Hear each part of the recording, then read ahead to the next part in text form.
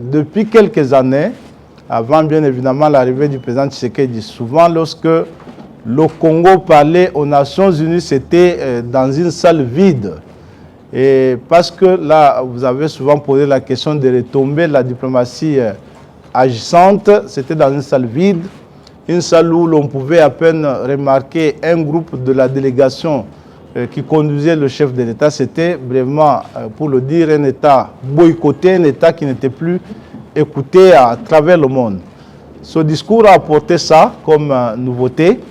Nous avons été en face d'un chef de l'État sûr du pays qu'il dirige depuis bientôt 6 ans, ce pays qui fait son grand retour sur la scène internationale, parce que là, vous avez vu que non seulement que la salle était pleine et pleine des étrangers, occidentaux, orientaux, africains et tous ces gens que vous connaissez, mais aussi que ce n'étaient pas des gens immobiles, c'était des gens qui applaudissaient frénétiquement à chaque séquence, parce que là, ils ont vu un Congo qui est revenu avec des propositions sur table.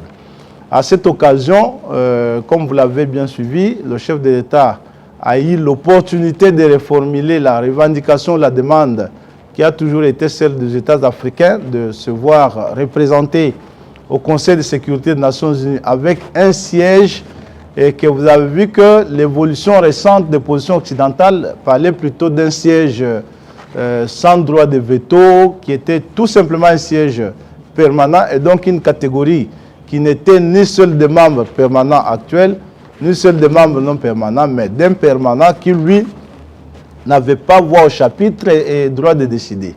Et dans la formulation du chef de l'État, il est allé beaucoup plus loin, non seulement qu'il demande ce siège avec tous les pouvoirs possibles reconnus aux membres permanents du Conseil de sécurité, mais aussi c'est qu'il est allé à la demande de 2 sièges. Et là, l'on comprend qu'il y a 5 ans, il y a 10 ans, c'est ce Congo qui n'avait pas d'ambition pour de telles responsabilités au plan international, il faut le dire ici. Et lorsqu'on parlait d'un siège pour l'Afrique, nous pouvions l'imaginer ailleurs, en Afrique du Sud, au Nigeria. Maintenant, c'est un Congo qui s'y prête, qui dit « je suis prêt », qui veut aussi participer à cette charge internationale qui est celle de siéger au Conseil de sécurité des Nations Unies. Et c'est aussi à ce niveau-là, parce que le président non seulement a rappelé que nous étions candidats au Conseil de sécurité comme membres non permanents sur les 10 non permanents, recommandés et soutenus par l'Union africaine et la SADC, mais aussi qu'il a rappelé que par 2 fois, le Congo a assumé cette charge avec beaucoup de responsabilités. Comme vous le savez, la toute dernière fois, c'était en 1991, avec la crise du Koweït. Le Congo a pu accéder à ce poste de membre non permanent du Conseil de sécurité, et que le leadership du Congo, alors Zaïre, n'est jamais oublié dans les couloirs des Nations Unies. Et il est plus que temps pour un pays qui revient de l'inertie, qui revient de l'anesthésie, comme nous l'avons été il y a quelques années, que l'on reprenne notre place dans l'arène internationale, et ajouter à cela le besoin que nous devons effectivement siéger comme membre permanent à côté de notre 2e pays. Je ne sais pas quel sera le critère, peut-être francophone, anglophone, mais tout ça ne nous importe pas plus. Ce qui compte ici, c'est que c'est un Congo qui, cette fois-là aussi, a sa face à présenter. Voilà un peu l'essentiel de cette mission qui a été assurée avec beaucoup d'efficacité. En même temps, le chef a présenté un carnet, un cahier de charges sur la table des nations qui se sont retrouvées à New York en ce qui concerne les investissements, y présentant également les évolutions récemment connues dans notre pays, notamment les réformes de loi sur diverses questions, plus précisément dans le domaine des investissements, et en démontrant qu'il s'agissait là d'un Congo ouvert à tout le monde, parce que contrairement à ce que les gens ont tendance à nous faire croire, c'est que nous sommes dans une sorte d'alignement comme de par le passé à l'époque de la guerre froide. Non, désormais nous sommes un pays souverain. Nous pouvons collaborer avec tous les États et tous les régimes politiques, sauf des régimes fascistes bien sûr, mais toutes les démocraties qui se prêtent à investir au Congo avec les ressortissants, nous sommes désormais prêts à le faire. Et ce qui est important, c'est de voir que l'intérêt est de plus en plus grandissant pour ce pays. C'est bien évidemment parce que là, nous avons deux responsables. Nous avons un chef qui endosse son costume comme il se doit et qui sait vendre le Congo à sa hauteur. C'était la Chine, après c'était New York, c'était des rendez-vous interminables et finalement Budapest, où ça a été encore un franc succès de réalisation diplomatique. Je crois que Monseigneur, il s'appelle bien archevêque métropolitain, c'est-à-dire il est Monseigneur de Kinshasa, c'est vrai, où il y a Boboto, il y a Bosangani, des écoles qui font de très bonnes choses pour l'Église notamment, et que nous apprécions beaucoup. Ça ne l'a pas intéressé, le besoin de voir dans mon village une école être construite, c'est qu'aucun autre régime n'a fait dans ce pays avant l'arrivée de Tshisekedi. Et ces écoles sont construites dans chacun de nos secteurs. Vous pouvez compter que nous en avons à peu près 718. Quel est cet autre régime qui, en 5 ans, a pu construire 718 écoles dans ce pays-ci? Et lorsqu'il faut vous rappeler que dans chaque chef-lieu de secteur, on construit un bâtiment administratif, on construit un centre de santé. Est-ce que même les Belges qui ont fait 80 ans ont pu faire ça en 80 ans? Ils n'ont pas fait. Ça, c'est exceptionnel. En 80 ans, ils ont construit 3 écoles. Ici, vous avez un président qui en construit 5 en 5 ans.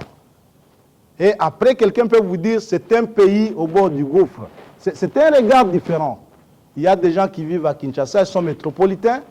Ils peuvent scolariser leurs enfants à Kinshasa. Ils gèrent les écoles que fréquentent les parents riches, qui payent et puis ça fait les affaires. Il y a des gens comme nous qui sommes nés, qui avons grandi au village. Lorsque un parent paye chaque fin du mois 1000 francs, c'est un calvaire. Et que les 5000 francs, lorsqu'on les distribue aux enseignants, c'est à peine 3000 francs que l'enseignant obtenait comme part de la contribution ponctuelle des parents. Et lorsque vous avez un président qui, en 2 ans seulement d'exercice du pouvoir, vous dit « mettons fin à cette pratique honteuse, à cette imposture », ça fait la guerre. Ça fait la guerre exactement parce que les conventionnés ne s'y attendaient pas. C'était une fortune, c'était un bon commerce.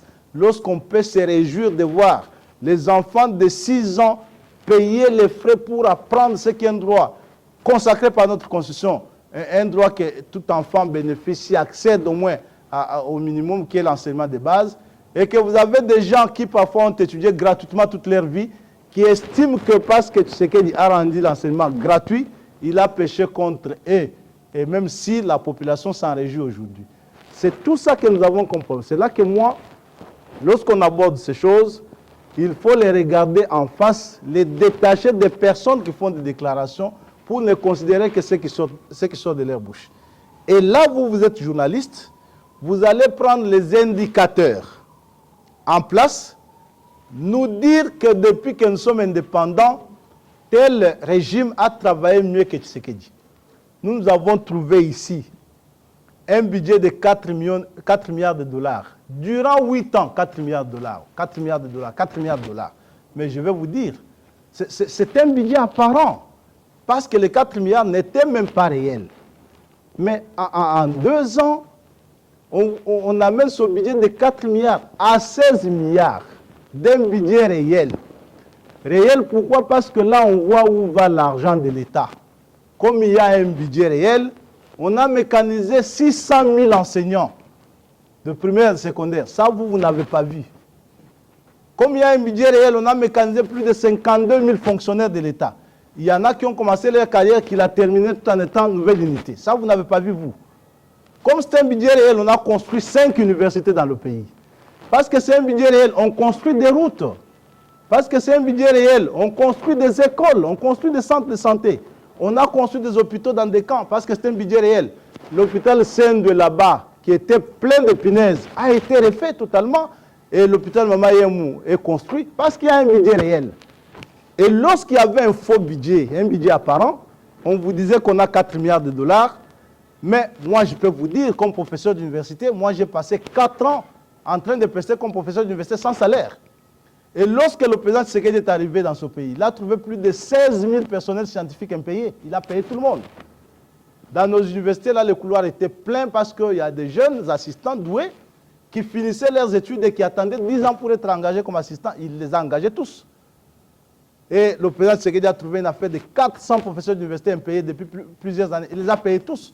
Voilà le budget réel. Parce que lorsque vous parlez de budget, vous parlez des efforts, je voudrais que Monseigneur amène aussi ces débats-là sur France 24. Bon, s'il était permis de discuter avec un cardinal sur un plateau de télévision, moi je m'y prêterais. Mais je suis catholique, je ne touche pas au sacré. Mais lorsque lui il parle, il peut aussi amener ça. Il présente les données pour dire aux gens, voici le pays en faillite, ce qu'il a réalisé en 5 ans. Et vous, vous êtes journaliste, vous allez me citer un autre chef d'État qui a fait ça dans ce pays en 5 ans. Comme vous l'avez constaté ici, l'état de siège a été décrété depuis bientôt 5 ans. C'était pour permettre à notre armée de se mouvoir afin de pouvoir mettre fin à la crise qui perdure dans l'est du pays depuis bientôt 30 ans et que nous avons assisté à des débats, bien évidemment ici, qui sont des débats démocratiques entre les honorables députés qui pensent qu'il faut désormais lever l'état de siège et ceux qui pensent qu'il faut le maintenir. Mais ici, ce qui convient d'être noté, c'est que l'état de siège, d'abord comme mesure exceptionnelle prise par le président de la République, relève d'une compétence qui est différente de celle d'un simple président de la République. C'est une compétence du chef de l'État définie par notre Constitution comme garant de l'indépendance de la nation, garant de la souveraineté nationale et arbitre du bon fonctionnement des institutions. Et donc, lorsqu'il prend une telle mesure dans un contexte comme le nôtre, j'ai toujours pensé que nous n'avons pas assez de moyens pour comprendre le pourquoi, parce que cela relève de ses fonctions les plus régaliennes. Mais en fait, vous avez aussi cet article 85 de la Constitution qui a gardé certains flous dans sa rédaction lorsque, en même temps, on propose que l'état de siège soit régi par une loi qui définit les modalités de sa mise en œuvre. Et cette loi, nous ne l'avons pas encore jusqu'à aujourd'hui, il faut le noter.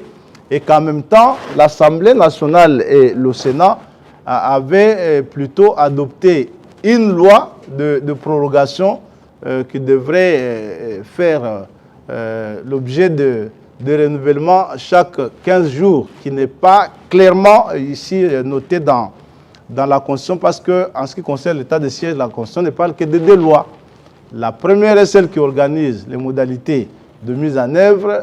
La deuxième possibilité d'avoir la loi, c'est celle qui vise la possibilité que l'Assemblée mette fin à l'état de siège par une loi. Tout cela n'a pas été le cas, mais nous sommes du moins devant ce débat, qui est une réalité que nous devrions aborder avec toute responsabilité. Ce qui est sûr ici, c'est que nous rappelons toujours aux uns et aux autres que la question qui touche l'état de siège aujourd'hui en RDC, c'est une question qui touche fondamentalement la sensibilité stratégique des opérations militaires sur terrain et qu'il n'est pas aisé, lorsque les honorables députés souhaitent le débat, il n'est pas aisé d'amener une telle question devant les caméras pour pouvoir débattre. Mais il n'est pas interdit. Par exemple, pour notre Assemblée où nous avons une commission défense et sécurité, il n'est pas interdit que, par le truchement de cette commission, que l'Assemblée puisse s'enquérir de l'évolution des choses au niveau du gouvernement, pourquoi pas du chef de l'État, pour en savoir un peu plus.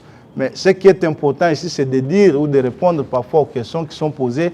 L'état de siège a échoué. Moi, je sais que depuis que cette guerre a commencé en 1996, et chaque fois qu'elle éclate, c'est au bout de 3-4 jours que la ville de Goma tombe, que la ville de Bukavu tombe. C'est pour la toute première fois que ça fait 3 ans que ces individus se battent pour tenter d'atteindre ces 2 grandes villes du pays. Je crois qu'il y a de quoi reconnaître en cet état de siège, des vertus qui ont permis que notre armée fasse son travail et que c'est cette armée aussi qu'on attaque tant, qu'on vilipende tant, alors que pour la première fois, nous avons vu qu'elle se bat, comme je l'ai dit ici, depuis 3 ans. Et elle n'a pas cédé les grandes villes, bien que nous déplorions le fait que cette crise, cette guerre barbare perdure. Donc nous pensons que c'est une question qui doit être discutée en tenant compte de responsabilités constitutionnelles dévolues à chaque institution, en commençant par le chef de l'État, l'Assemblée, mais aussi le gouvernement de la République qui est chargé de la mise en œuvre de la politique nationale qui est codéfinie ici avec le chef de l'État. C'est dans cette perspective que vous avez constaté, par exemple, qu'il y a eu des positions, mais au finish, nous nous en tenons à ce que le règlement prévoit, parce que là, c'est le vote démocratique qui a eu lieu. Il y a eu une motion qui a été soumise au vote dans les conditions que prévoit notre constitution, et que la motion a été admise, ainsi nous l'avons appliquée comme il se devait. Donc il n'y a eu aucune offense contre l'institution suprême de notre pays qui est la constitution. Nous l'avons respectée à la lettre. Il ne s'est pas posé de problème là-dessus.